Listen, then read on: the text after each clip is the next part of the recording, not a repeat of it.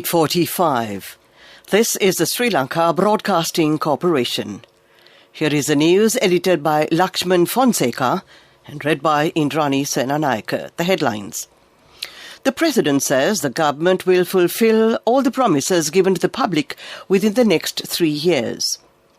The Indian External Affairs Minister says both countries should adhere to friendly bilateral economic relations as close associates. 208 patients with the Omicron COVID variant recorded. The Department of Examinations rules it is prohibited to conduct tuition classes during the scholarship and AL examination spell. Plastic and polythene debris eaten by the elephants in Ampara threaten their lives. In foreign news, Tonga hit by tsunami and Australia and New Zealand issue alerts after huge volcanic eruption. President Gotabaya Rajapaksa says the government will fulfill all the promises given to the public within the next 3 years. He also invited political leaders and government officials to accomplish the development targets given by the election manifesto. He said the present government, led by him, came to power to serve the country and to make a better future for the nation. He said critics should not be discouraged but should think positively. The President made his remarks addressing the gathering at the opening ceremony of the second phase of the Central Expressway from Mirigama to Kurunegala this evening. The function was held under the patronage of President Gotabaya Rajapaksa and Prime Minister Mahinda Rajapaksa. The distance of the second phase of the Central Expressway from Mirigama to Kurunegala is 40.91 kilometers. The expressway will pass urban areas and pass through mainly vacant lands. In a statement, Ministry of Highways said that this 4-lane section of the road from Mirigama to Kurunegala has now been identified as the most beautiful expressway segment in the island. Minister Johnson Fernando, Namal Rajapaksa, Prasanna Ranatunga and several other distinguished guests participated in the event. Indian External Affairs Minister Dr. S. Jaishankar says both countries should adhere to the friendly bilateral and economic relations as close associates living near to each other. Minister S. Jaishankar held a virtual meeting with Finance Minister Rajapaksa today. At the meeting, both sides have exchanged New Year greetings and conveyed wishes on the festival of Pongal, celebrated both in India and Sri Lanka. The Indian minister also pledged to help Sri Lanka overcome the current economic challenges under the SAARC currency swap arrangement. The currency swap has made an extension of $400 million to Sri Lanka and provided a deferral of Asian Clearing Union settlement of $515.2 million by 2 months. It is reported that the two ministers also reviewed the progress in extending the Indian credit facility of $1 billion for importing food, essential items and medicine, and $500 million for importing fuel from India.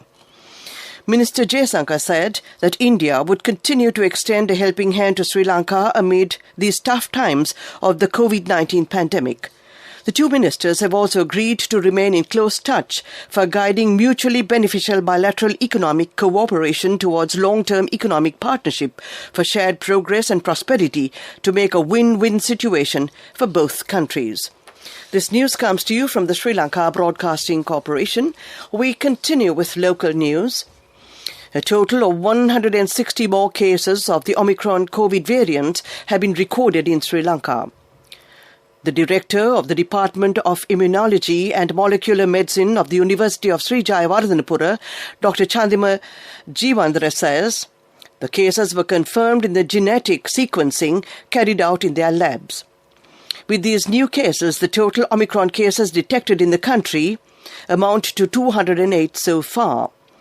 However, health authorities are of the opinion that the number does not carry much weight as it doesn't reflect the real picture of the entire scenario in terms of the Omicron spread in Sri Lanka. Meanwhile, Dr. Chandima Jeevandra said the majority of cases have been reported from departure passengers who are from Colombo, Galle, Matarakandi, Gampaha and the Trincomalee districts. He stated that a few cases also detected upon arrival while all departure passengers were vaccinated Sri Lankans who did not show symptoms. The Grade 5 scholarship examination will be held on the 22nd of this month. The Department of Examination rules that it is prohibited to conduct or organize tuition classes after midnight of January the 18th. The department also said the GCE A-level examination is scheduled to start on the 7th of February and conclude on the 5th of March. Conducting tuition classes for AL classes will also be banned from the 1st of February. It is also prohibited to conduct seminars and any supportive educational activity throughout this period, the department added.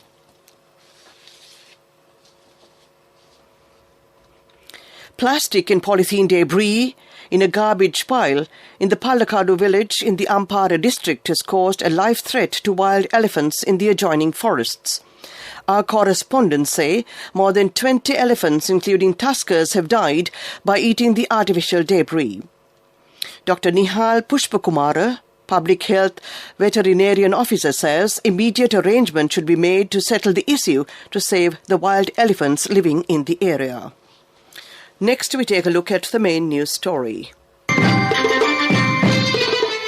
The main news story is brought to you by Siddhalepa Vedamahatmya. President Gotabaya Rajapaksa says the government will fulfill all the promises given to the public within the next 3 years. He also invited political leaders and government officials to accomplish the development targets given by the election manifesto. He said the present government, led by him, came to power to serve the country and make a better future for the nation. That was the main news story. The main news story was brought to you by Siddhalepa Vedamahatmya. On to Watchlight. Health experts say that people are not keen to have the booster dose of the COVID vaccine when compared to the first and second doses of the vaccine. They say the government has spent a large sum of money to purchase the booster vaccine dose. The booster dose has reduced the number of hospitalizations and deaths which occurred due to the coronavirus and its new variants, it added. The booster dose is being given to all government hospitals and MOH offices from 8 a.m. to 8 p.m. Only up to 20% of the eligible population have taken the booster dose so far. That was Watchlight. A bulletin of world news will follow. Coming up, world news.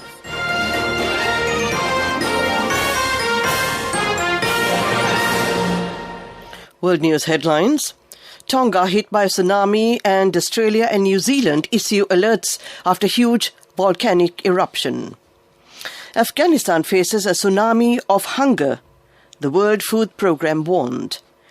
Ethiopia demands that the WHO investigate its leader for supporting rebellious forces fighting the Ethiopian government.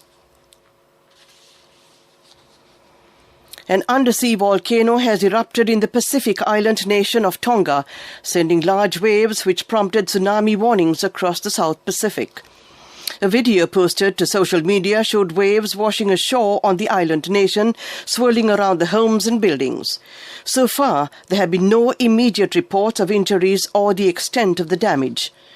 New Zealand's Emergency Management Agency issued an advisory on tsunami activity for its north and east coast, stating that some parts of the nation could expect strong and unusual currents and unpredictable surges at the shore following a large volcanic eruption. Meanwhile, New Zealand's military said it was monitoring the situation and remained on standby. Afghanistan faces a tsunami of hunger, Mary Ellen McGroty, a senior official at the United Nations Food World Programme, WFP, warned. In an interview with AP, she said more than 22 million people in Afghanistan face food shortages and more than 8 million people in Afghanistan are close to starvation. However, the U.S. announced on Tuesday it would send an additional $308 million in humanitarian aid to the country. Ethiopia demands that the WHO investigate its leader for supporting rebellious forces fighting the Ethiopian government. The Foreign Ministry said WHO Director Tedros Adhanom Ghebreyesus has previously served as the Ethiopian Health Minister and Foreign Minister.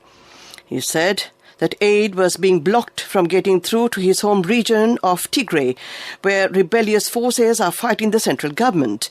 Ethiopia said in a statement that the WHO head has spread harmful misinformation and compromised WHO's reputation, independence and credibility, which is evident from its social media postings, it added.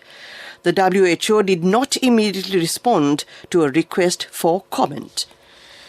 To end this bulletin of world news, the headlines again. Tonga hit by tsunami and Australia and New Zealand issue alerts after huge volcanic eruption.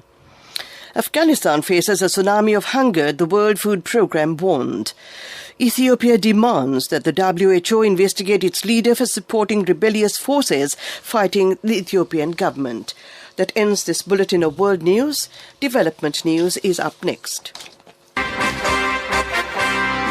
Development news is brought to you by Let's take coal out of the coconut tree and make the island thriving and prosperous. Call our hotline 1928. WhatsApp 070 400 1928.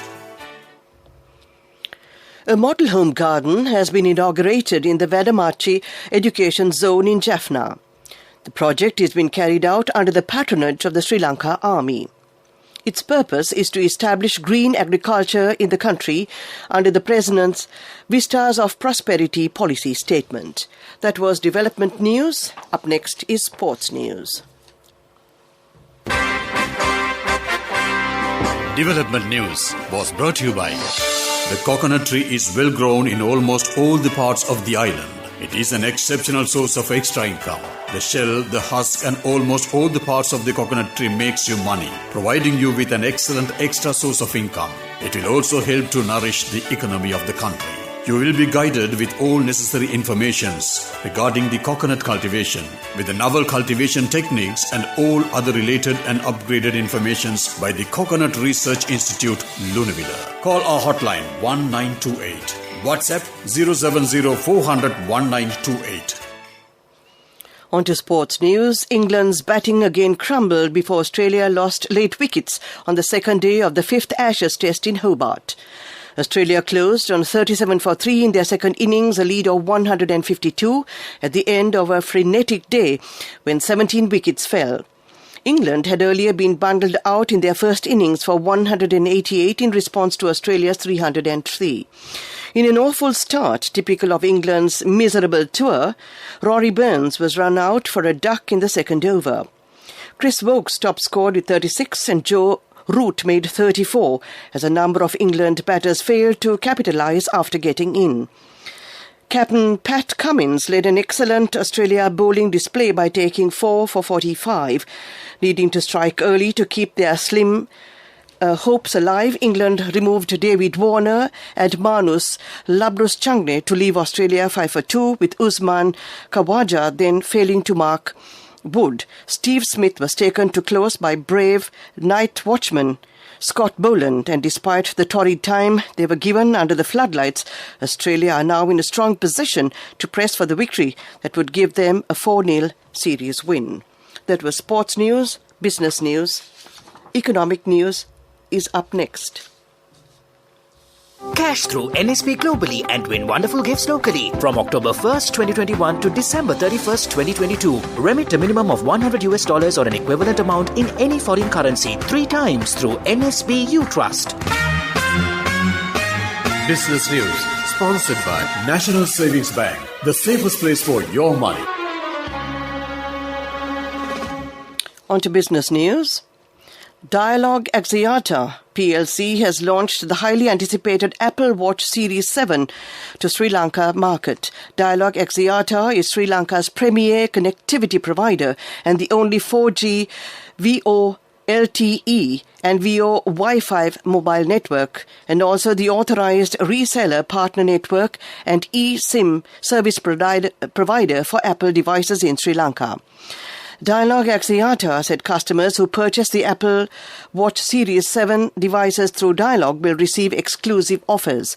The Apple Watch Series 7 is available in the colors Midnight Black, Blue, Starlight, where the 41mm model is priced at 169,990 and the 45mm model is priced at 179,990. That was business news.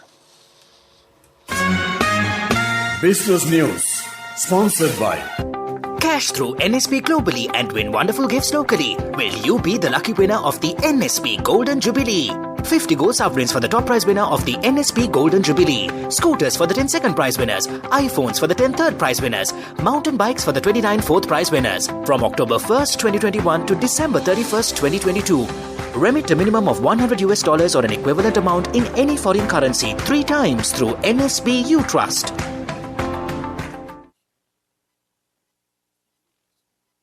On to economic news. The Sri Lanka Tourism Development Authority Chairman Kimali Fernando said the World Tourism Council has named Sri Lanka as the safest country to travel in the Asian region amidst the COVID-19 pandemic. She said this year they are expecting to reach 50% of their best year, which is 2018, in which the country recorded 2.3 million arrivals. She added the target is to make half of that this year. That was economic news, and next we take a look at the weather report.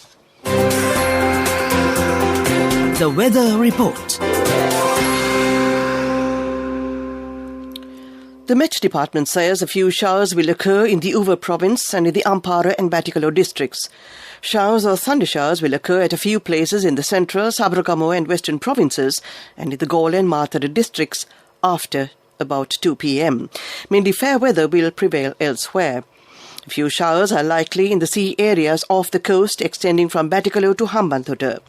The sea areas off the coast extending from Mannar to Colombo via Puttalam and from Mathura to Pothaville via Hambantota will be fairly rough at times. The other sea areas around the island will be slight to moderate. That was a look at the weather report. To end tonight's news broadcast, we take a look at the headlines again. The President says the government will fulfill all the promises given to the public within the next 3 years. The Indian External Affairs Minister says both countries should adhere to friendly bilateral economic relations as close associates. 208 patients with the Omicron COVID variant recorded. The Department of Examinations rules it is prohibited to conduct tuition classes during the scholarship AIL examination spell. Plastic and polythene debris eaten by elephants in Ampara threaten their lives. And in foreign news, Tonga hit by a tsunami and Australia and New Zealand issue alerts after huge volcanic eruption. That ends tonight's news broadcast.